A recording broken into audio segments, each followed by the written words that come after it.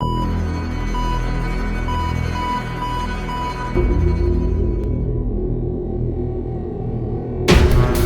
what is up, Crockxen clan members, Poke fans, and others who will stump on this video? I'm SoresanCrockxen, and today I'm here to review episode 87 of Pokemon X and Y, the English dub. Now, I am sick, so I'm gonna try not to get too excited or do anything crazy or talk too loud because it really hurts my throat right now. But this episode was essentially a standard filler episode. And I know there's people out there who don't like to see episodes as filler, but you need to understand that in animes there are such thing as filler episodes. They're necessary most of the time. Well, I mean, sometimes they can be very unnecessary, like all the Naruto fillers that have been, going on for the past like 3 months. So, but this was a filler. But it was a nice filler. I'm not gonna deny that. But realistically speaking, there was no progress. There was nothing. We didn't do anything new. There was no, like, it really didn't help anything except to flesh out Clement and Bumblebee's backstory. But even then, it's not like it helped propel them anywhere near, anywhere forward. Bumblebee didn't learn a new move. He didn't evolve. Nothing realistically happened. We got a flashback, which, it was a great flashback. I'm not going to deny that, but filler is necessary sometimes, and this was a great way to do it. Pokemon usually tends to have a way of making interesting filler. Barring Diamond and Pearl, that shit was just ass. But this was a nice one. It was really nice. I really enjoyed it. But at the end of the day, it didn't help anybody. Because I mean, Clement doesn't progress anywhere after this, and neither does Bunnelby. So, well, it's just a throwaway episode. Um, Now, next week I believe we start the Triple Serena episode. I don't know, man. Next week's I might the Eevee episode I actually might enjoy. The Eevee capture episode I think might be the only one I enjoy. Um, but enough of that. So I mean, there's not much to talk about. The backstory is that Clement and Bonnie fell down a hole because they were chasing Bonnie for stealing their apple, and then it was just Clement and befriending Bumblebee so he can fight a Diggersby that then they became friends with, and then they had to move a train because they were gonna demolish that area of the subway and take them into another area.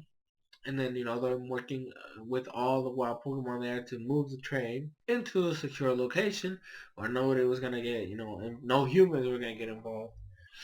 And then sad, splitting up, Clement leaving with Bonnie and looking back, feeling bad that he can't take Bunnelby, and then Bunnelby gets sad because he can't go with Clement, and all the other Pokemon are like, go, go, go do it, you know what you want, this is gonna make you happy, blah, blah, blah.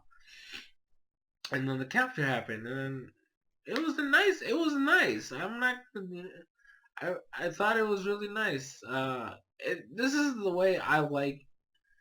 Because you see, when people say, "Oh, it's abuse," or you're taking over Pokemon, or you're enslaving them. This time, Barnaby wanted to go with Clement. He went after Clement.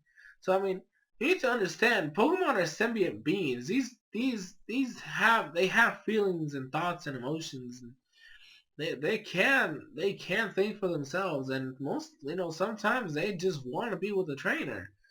And this was a great example. So. We're not enslaving anybody. Well, I mean, sometimes we are. We go and find them, and then we're like, "You're coming with me." But sometimes, they want to go with us. That's just the way it is. It's the way we. It's the same thing with animals. Sometimes you take an animal, sometimes an animal comes to you. I mean, I had a dog, and she showed up at our house and she stayed here, and then we got another dog after her untimely demise. So it happens, Sometimes you get a pet, and sometimes you go get a pet. Or wait, sometimes you go get a pet. Sometimes a pet comes to you. Basically, that's what I'm saying. So it's the same concept. Granted, I don't think animals in our world are as smart as Pokemon, but you get the gist. But that's basically it. I mean, the episode was fine, but I mean, it was filler. Realistically speaking, it was filler. Now I do want to mention something before I end the review. Well, I mean, the review is technically over. I want to mention something on the other side. I was asked to watch the X, Y, and Z opening. I thought it was okay. I mean, I technically did a review on it on Twitter. I posted. It was a two-part. There were some things in there that interested me. There was some things that stood out to me. Like the fact that Serena's pretty much gonna be useless this entire arc. Because there really nothing. I mean, the opening really showcased nothing about Serena, so I doubt she's gonna have a major plot point. The same thing with Clement. I don't think Clement's gonna be doing shit. Realistically speaking, the only people that got highlighted were Ash and Bonnie. Bonnie because she has Zygarde, and Ash because it's fucking Ash. He's the main character of the series. And we got to see some on stuff. But the thing is, when I made that my Twitter review, I mean, I was just pointing out stuff that piqued my interest. So I mean, people have been telling me for a while now that Ash Greninja is a synchro evolution. And I'm here to tell you, you're fucking stupid. Because as soon as I finished talking or doing my two posts on the opening of my thoughts on it, somebody straight up said, "See, I told you that Ash Greninja was synchro." There was nothing in that opening that suggests that. So shut the fuck up, okay? I I don't understand why people are blinded like this. Why is this even a thought? I mean, I'm being serious. First off, synchro evolution does not mean anything. Okay, it makes no sense in the context of what you're trying to convey. Ash and Greninja are not one in one. They're not one. They're not fusing. There's nothing. They're not one and the same. They're two separate entities. Honestly speaking, I don't understand why people are still thinking this. So if you're one of those people that thinks that Ash Greninja is a synchro evolution slash fusion, I'm gonna tell you you're fucking stupid and you need to shut your damn mouth because it's not real. It's not real. And honestly, until we see any confirmation of it, because openings, you need to understand, openings tend to do things that never happen ever. It is real. That is a thing. Like even in the past, even, right now, the English opening, which is still horrible. I'm sorry. That they need to update that shit like yesterday. There's stuff in the opening that never happened. It happens. Okay, that's the way openings for the most part don't show you everything that's gonna happen. They give you like these clips that look cool or seem interesting, but for the most part, it just doesn't convey exactly what's gonna happen.